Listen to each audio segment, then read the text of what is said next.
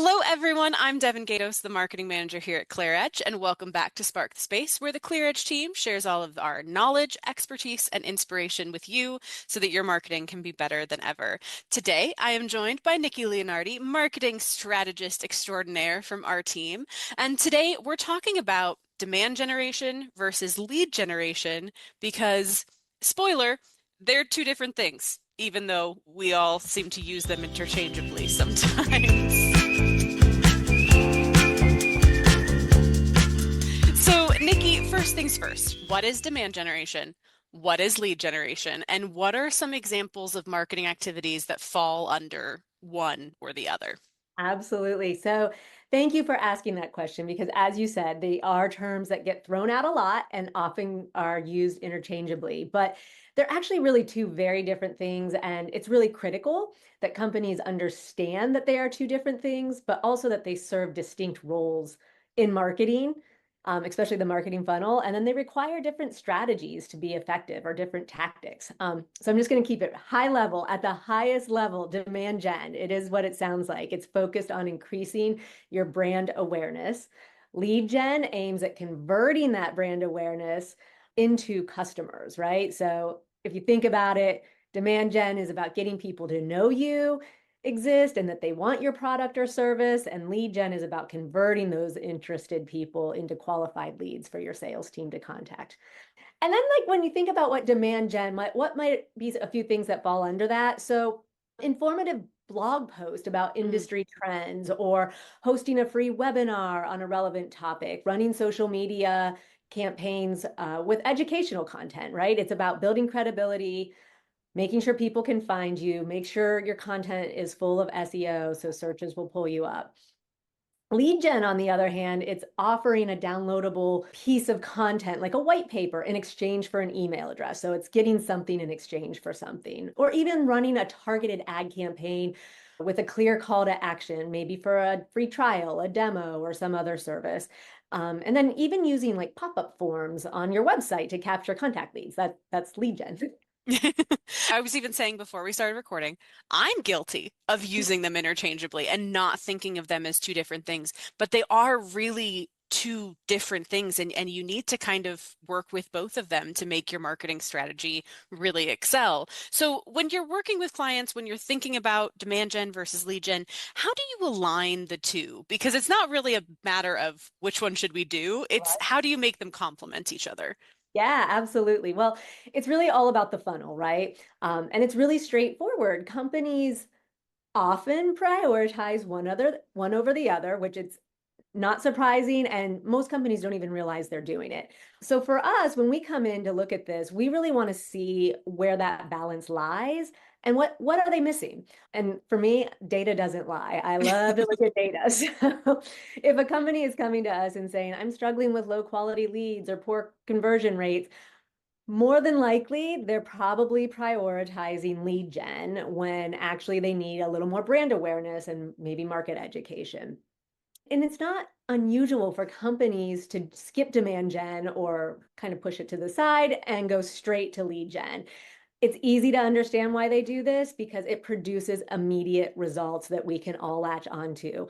As marketers, we want to show our sales teams, our leaders, and our other team members data, and we can see that it's an MQL, a form fill, somebody gave us their email. So it's really measurable very tactically.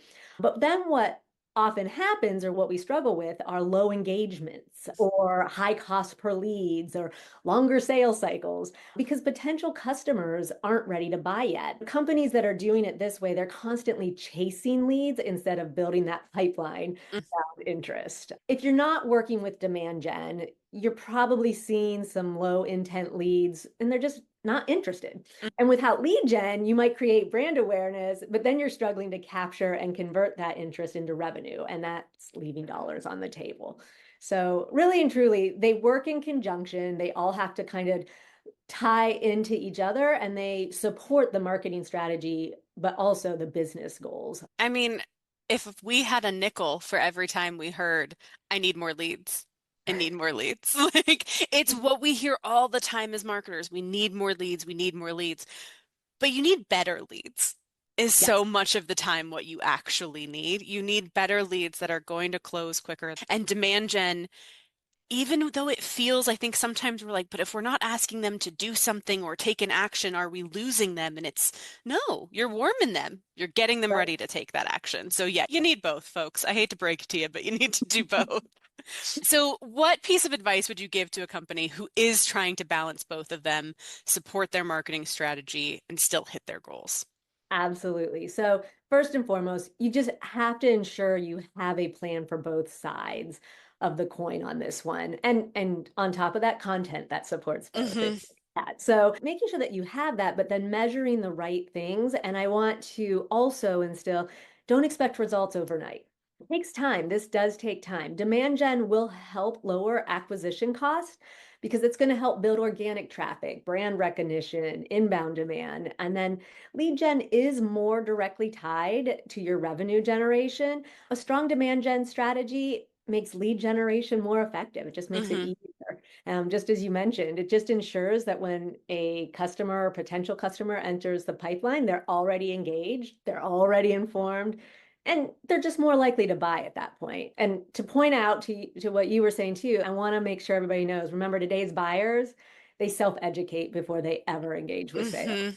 Hmm. So if we're handing over leads to sales and they're trying to reach them and they're not happy. Our sales teams aren't happy. Hmm. Potential customers aren't ready to buy. It's just, it kind of backfires. So if a company only focuses on lead gen, it just may be pushing prospects way too soon. And that's going Hmm. to be a low conversion, lost opportunities over time. The demand first approach kind of builds that credibility first and then gives people an idea of who you are. And then when leads are captured, they're more likely to convert. And team is like, yes, marketing, we love you. Which we all want. Like, let's be real. We want sales and marketing to love each other. It should be a very good Absolutely. relationship. And I think I love that your mention of things don't happen overnight. It's not, you're not going to turn on an ad and drive $1 million in revenue the next day. That's so important to be really clear about. And also, I think something we often forget is consistency. If you're constantly changing your strategy, if you're constantly changing how you're talking about your brand, how you're talking about your solutions, you're lacking that consistency. You're not driving the demand. You're not going to drive the lead. So take time and give it a minute for things to breathe. Let things simmer a little Love bit. that. Like you don't need to rush because it will come. If you do this stuff right, the It- leads will come, the revenue will come. So yeah, I love that demand first approach. I think, we all know as buyers, we're buyers ourselves. We're self-educating. Oh, We're yeah. looking things up.